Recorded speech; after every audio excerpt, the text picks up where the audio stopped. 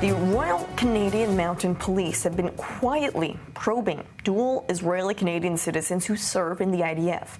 Since 2024, Canada's federal law enforcement agency launched a criminal investigation into alleged war crimes these dual citizens may have committed during their military service in Gaza. This is the first time Canadian authorities have formally opened a war crimes investigation against dual Israeli-Canadian nationals, and it's triggering major concern within Canada's Jewish and Israeli community. For more, we're joined now by Casey Babb, Senior Fellow at the Macdonald-Laurier Institute, joining us from Ottawa, Canada. Casey, thanks for being with us on The Rundown today. Thanks for having me. Now, as far as this big move coming from Canada, are there any legal grounds, any precedent that allow Canada to investigate these alleged war crimes committed abroad in a foreign military like the IDF? Is there some place that this could actually lead, or is this mainly Canada trying to show some sort of a stance when it comes to Israel's war?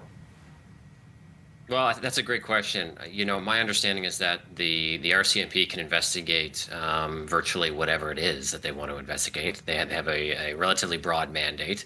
And this could go in any number of directions. But to your point, I think you're right on the money that this is part of a broader strategy to signal Canada's perspective, their view on Israel's war with Hamas. How could this then investigation impact Canada's diplomatic relationship with Israel? Not only the diplomatic relationship with Israel, but also Canada's own Jewish Israeli communities that live right there in the country. Yeah, I mean, frankly, I don't know if the relationship, the diplomatic stance, the diplomatic posture that Canada has had since October 7th could get much worse when it comes to Israel. You'll recall that along with France and the United Kingdom, Canada released a joint statement not long ago, just last month, where the first line in the statement is, "We strongly oppose the expansion of Israel's military operations in Gaza."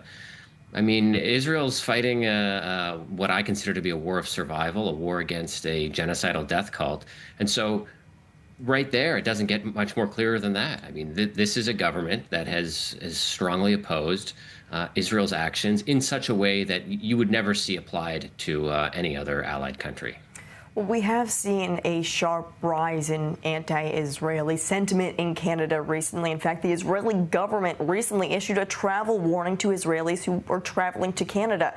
What does this now new move then say about the general Canadian sentiment, whether it's spewing from the actual citizens themselves or stemming from the Canadian government?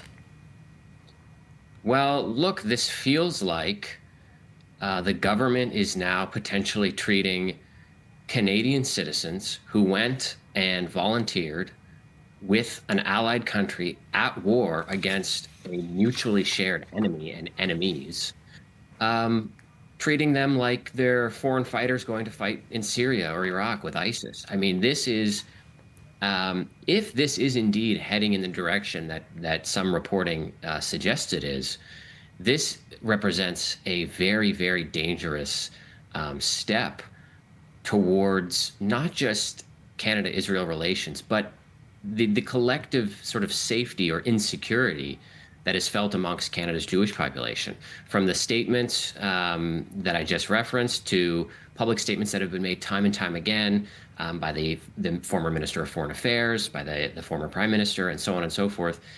This is just another step, but you know, it really could be a problematic situation for many of these individuals who left Canada to go fight. All right, we'll have to see exactly what does come from this investigation. Casey Babb joining us from Ottawa, Canada. Thank you for that update. Thank you.